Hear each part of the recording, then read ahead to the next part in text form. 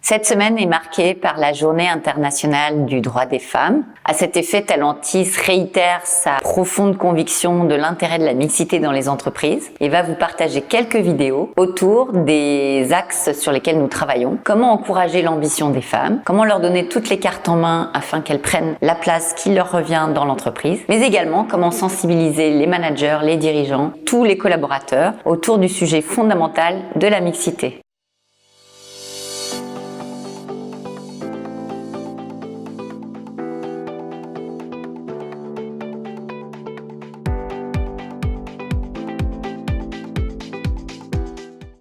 Aujourd'hui, nous allons parler du complexe d'imposture.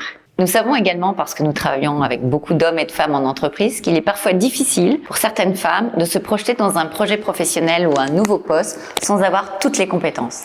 Alors nous allons écouter Gaëlle Coqueblin à ce sujet.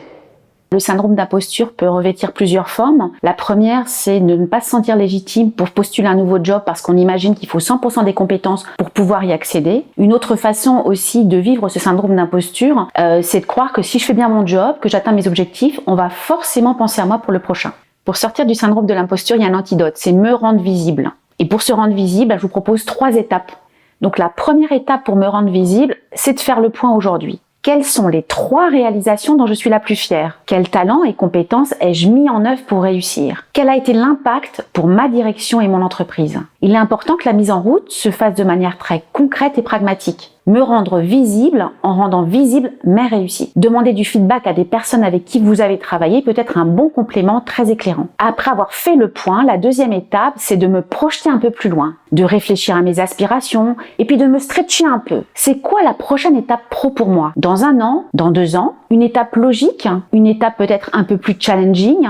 Et celle à laquelle je pourrais accéder si j'avais une baguette magique? Alors cette étape permet d'ouvrir le champ des possibles et aussi d'élargir la perspective du temps. Mon rêve est peut-être loin, mais il peut se concrétiser par des étapes successives. Une fois mes inspirations clarifiées, mes réalisations et compétences identifiées, il est temps d'en parler autour de moi, de m'entraîner tranquillement, avoir une communication directe, claire, impactante. Allez, en moins de 2 minutes. Auprès de qui ai-je envie de tester mon projet? Qui peut avoir à la fois un regard bienveillant et aussi une capacité à me challenger pour faire un pas de plus?